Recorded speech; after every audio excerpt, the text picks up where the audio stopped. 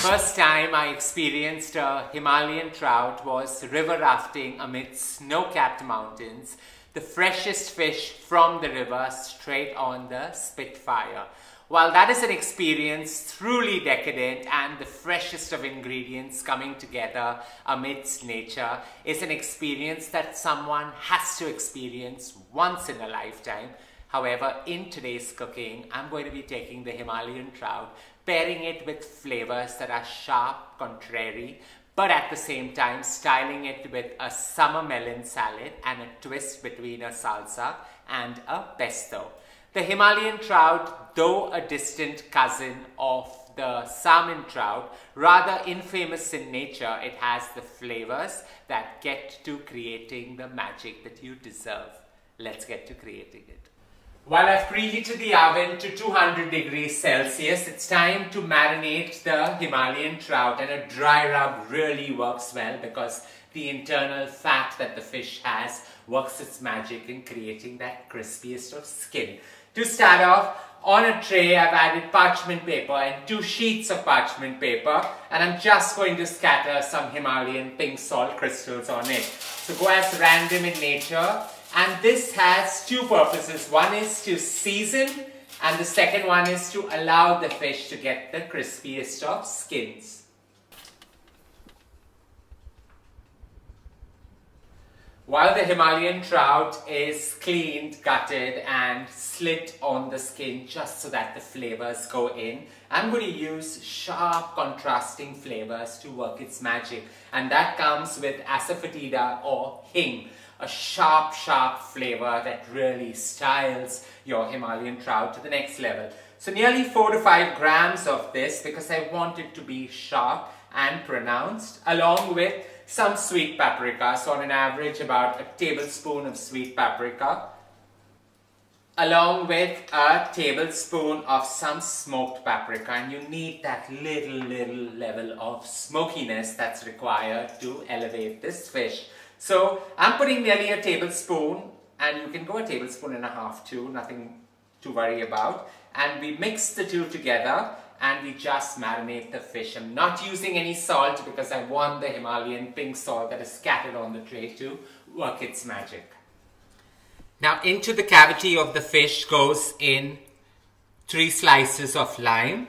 Into both of them, I'm just going to put 3 slices in, so that they flavor from within. And while the fish is slit so that the flavors go through and through, the dry spice rub is going to work its magic. Slightly clumsy affair, but worth the end result. So put it right in between the flesh so that it flavors from within, and you can put a little bit into the cavity as well. Flip the fish and do the next stage as well.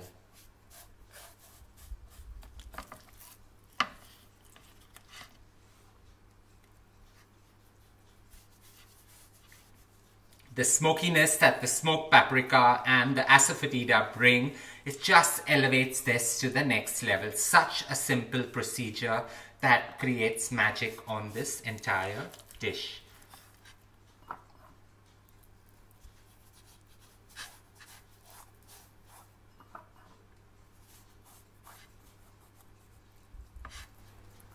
While you nestle this on top of the Himalayan pink salt, now like most trout, the Himalayan trout as well is an oily fish, and to be a little more careful, just give it a fine sprinkle on top of some extra virgin olive oil, not too much, and this is done to balance out the oil and the fishiness of the fish. As we allow the fish to sit and marinate for about 15 to 20 minutes, not too much, it's time to create that summer melon salad that is bursting with flavor. So out here I've got half a watermelon that I've just cut, and knowing the OCD in me, I've removed all the black seeds from it, along with 2 muskmelon that I've diced as well. So they go in. And now you want it to balance out with some English cucumbers. So 4 English cucumbers cut into dices as well. Mixes into this. So while it has a perfect blend of sweet and slightly savory, it's time to add in some spice, and that spice comes in with 1 red chili, finely minced. Put it in along with the juice of 2 limes, a fine sprinkle of some extra virgin olive oil, about 10 ml, nothing much. See, cooking is so simple, just throwing everything together and seasoning it with a fine sprinkle of some sea salt.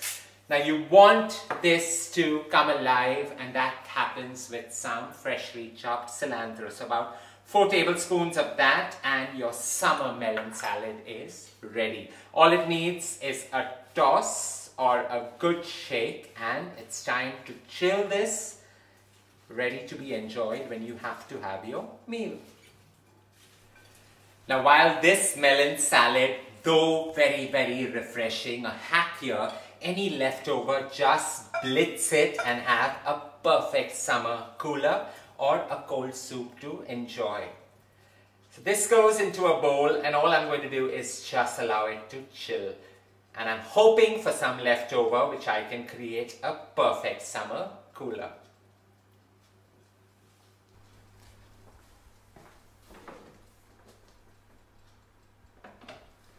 While this chills, it's time to get to that salsa that we were talking about, a very, very innovative cross between a pesto and a salsa.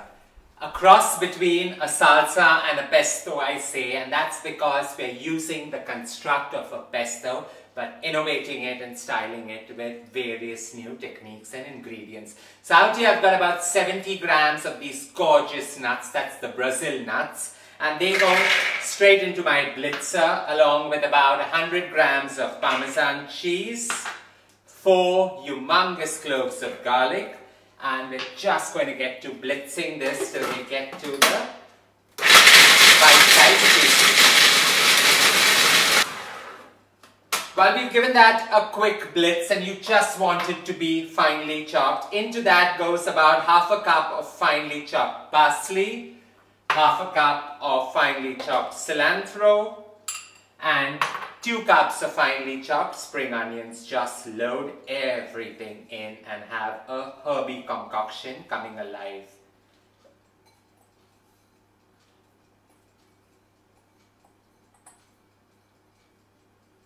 Now you want some kind of flavoring into that, and that goes with some extra virgin olive oil. So nearly 30 to 40 mils of the same going in, along with a fine sprinkle of some sea salt. And now a splash of vinegar is all that's required. While you can use balsamic or red wine vinegar, I'm using apple cider, just about 5 mils of that going in. And it's time to have a blitzy magic coming together. So, and blitz away again.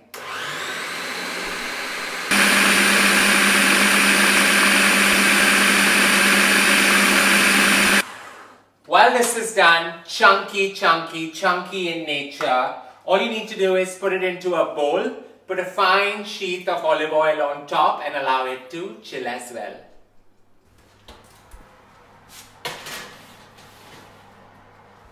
Into a preheated oven, 200 degrees Celsius for 25 minutes till it gets decadently done and ready to be enjoyed. My cuddle bunnies. Who are my cuddle bunnies? Who are my cuddle bunnies? Who are my cuddle bunnies? Now while 25 minutes this has baked perfectly well, all we're going to do is take it out and allow it to sit for about 4 to 5 minutes before we enjoy this decadent spread.